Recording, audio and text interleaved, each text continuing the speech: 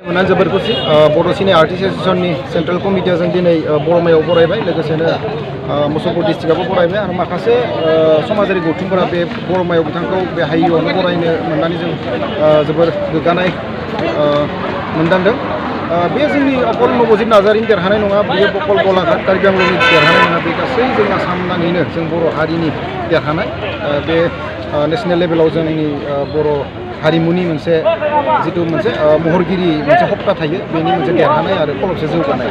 जोङो नबजित नार्जारिया बर' हारिखौ आरोबाव खलबसे जौगाहोबाय होननानै आं बुंनो सानो आरो बेनि थाखाय बे बिथाङा मोनसे रल मडेल जानानै फैगौ जिखिनि महरगिरि जानो ओंखारबोगासिनो दं उन्दै उन्दै गथ'फोरा, उन्दै उन्दै जिखिनि जोंनि मोसाखावरि रोजाबखावरि गासैबो गथ'फोरा नबजितखौ रल मडेल हिसाबै लानानै दावगालांनांगौ, प्रेक्टिस खालामनांगौ, सोलोंनांगौ आरो बेबायदिनो नेसनेल लेभेलनि माखासे रियेलिटि श'फोराव पार्टिसिपेट खालामनांगौ होननानै गासैखौबो थुलुंगाखांगोन होननानै आसा थियो। जयग बे दिनै अकल बिटिसिनि बान्थाल' मोनाखै, दिनै नेसनेल लेभेलाव बिथाङा बान्था मोनदों। स' आं सानो बेफोर गासै बर'नि देरसिन बान्थाखौ बिथाङा मोननांगौ आरो बेजों लोगोसे सरकारा बिथांनि जा फिनेन्सियेल एसिस्टेन्ट बिथांमोना घोषणा खालामदों बेखौ थाबैनो होनांगौ आरो हायोब्ला एमाउन्टफोरखौ बारायनानै होनांगौ। बिसोरनि न'खरनि अबस्थाखौ जों गासैबो मिथिखाजोब्बाय, नुखाजोब्बाय।